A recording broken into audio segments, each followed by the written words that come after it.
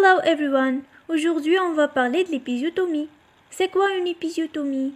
Bon, l'épisiotomie est un acte chirurgical consistant à inciser le périnée au moment de l'accouchement, lors de la phase d'expulsion fœtale.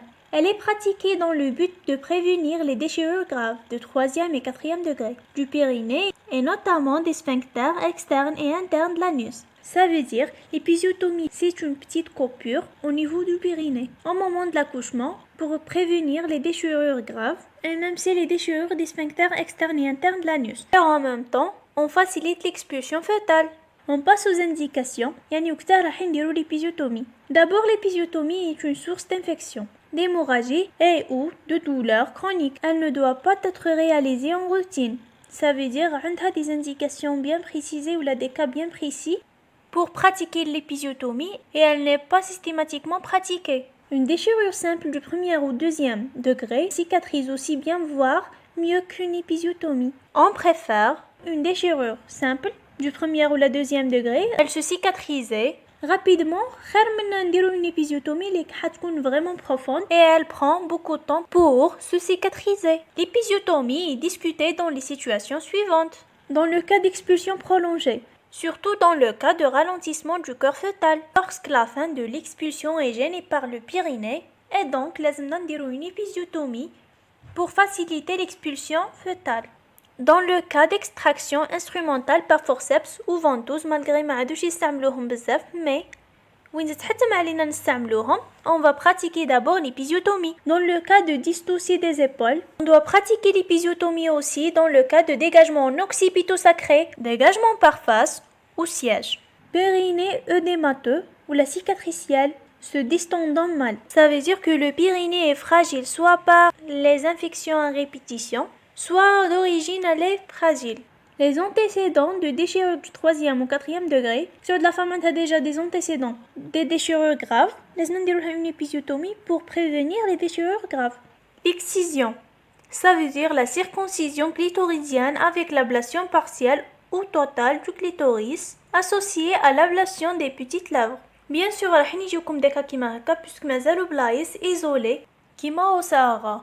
مازالوا كاينين ناس جاهلين راح نطيحوا في لي كا هادو.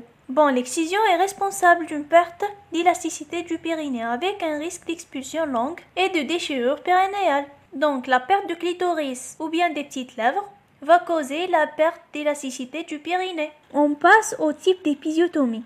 Épisiotomie médiolatérale droite, épisiotomie médiolatérale gauche et une épisiotomie médiane. هادو هما les trois types اللي شايعين بزاف. Mais en Algérie, on pratique l'épisiotomie médiolatérale droite. Mais par rapport à l'épisiotomie médiolatérale gauche, on le pratiquait sauf s'il y a une bartholinite ou bien des varices vulvaires sur le côté droit. Par rapport aux sages-femmes gauchères, il est préférable le plus tôt possible de pratiquer l'épisiotomie droite, la main droite, dans l'intérêt de préserver l'image de la partie intime de la femme et en même temps de prévenir la fragilisation du périnée dans plusieurs endroits. Des plusieurs cicatrices, c'est déjà traumatisant. Par rapport à l'épisiotomie médiane, en Algérie, on ne le pratique pas, puisqu'elle est trop risquée. Il y a des types comme une épisiotomie bilatérale, épisiotomie à multiples incisions radiées, épisiotomie latérale, qui augmente significativement le risque des lésions des glandes de Bartholin au moment de l'incision. On passe directement à la technique. La technique, d'abord, on badigeonner le périnée à la polyvidone iodée de 10%. Ça veut dire le bétadine, bien sûr. Réaliser une anesthésie locale par l'infiltration avec 10 ml lidocaïne d'1%. Réaliser l'épisiotomie lorsque le périnée est aminci et emplié, distendu par le fœtus qui apparaîtra à la vulve lors d'une poussée, section franche ou ciseaux stériles. Ça veut dire que c'est le bon moment pour une épisiotomie. Bon, lorsque le bébé se dégage, il a le grand couronnement de la tête fœtale, plus le périnée aminci et emplié, la couleur. La couleur s'éclaircir, c'est le bon moment de réaliser l'épisiotomie de façon franche. Il y a une épisiomédiane, une incision à la fourchette vulvaire directement vers l'anus environ 4 cm.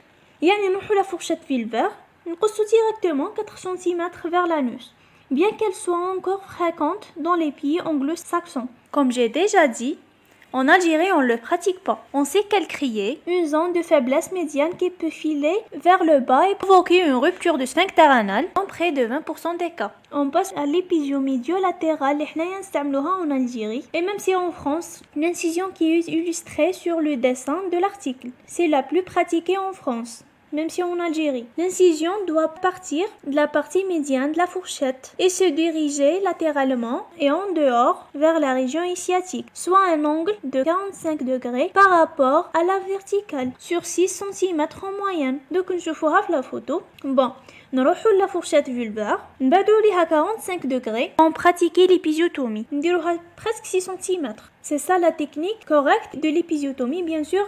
On protège la tête, les deux doigts تاعنا. Et bon, l'épisiotomie est un acte pratique, راح نتعلموه très bien sur les terrains avec les informations اللي مديتهم لكم. عندي une petite remarque. Les ciseaux utilisés pour l'épisiotomie sont immédiatement mis à côté car ils sont contaminés. Ils ne doivent pas servir à d'autres gestes comme sectionner le cordon. C'est pourquoi toute boîte d'accouchement doit contenir deux paires de ciseaux. Ça veut dire عندنا la boîte d'accouchement لازم يكونوا فيها deux ciseaux. Le ciseau الأول راح نديرو به l'épisiotomie وما نديروش به d'autres gestes. Le ciseau الثاني اللي راح نديرو به la section تاع le cordon. On passe à la réfection de l'épisiotomie, ça veut dire la suture. مانيش راح نحكي عليها بزاف، إذا حبيتوا راح ندير لكم عليها un autre vidéo.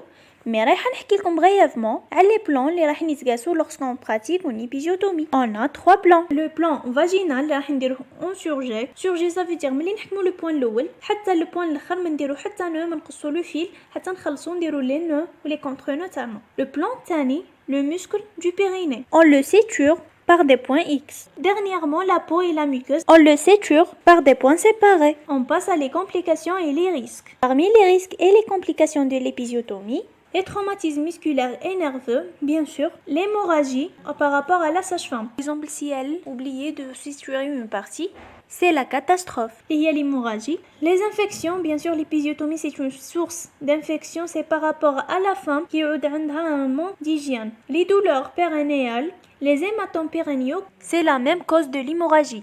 La femme ne se fait pas des grands problèmes. Il y a une petite remarque comme l'épisiotomie trop précoce ou bien l'épisiotomie précoce serait plus hémorragique et pourrait sectionner incomplètement le muscle pubo-rectal qui ne serait pas encore suffisamment distendu et déporté vers l'avant et le haut. Bon, l'épisiotomie précoce a des conséquences très graves telles que l'hémorragie. قادرين نديرو une section ماهيش في بلاصتها puisque le bon moment de l'épisiotomie هدرنا عليه كي يبان le grand couronnement de la tête fœtale plus le périnée est bien distendu. Donc la coupure ou la section ou l'épisiotomie راح تجي في بلاصتها. هنا راح نديرو une coupure ماهيش في بلاصتها et donc راح ديرنا des hémorragies et des grands dégâts. Bon, en conclusion, pour prévenir l'épisiotomie, la femme لازمها دير une rééducation وين لازم تخدم le périnée تاعها باه يكون bien élastique pour prévenir les déchirures et l'épisiotomie. Et voilà, c'est ça le cours de l'épisiotomie. And thank you for watching. إن شاء الله نكون فدتكم وفهمتوا عليا. Please subscribe and like. إذا عندكم دي questions خليوها لي في les commentaires or see me on Instagram سفاري in midwifery. And catch you later.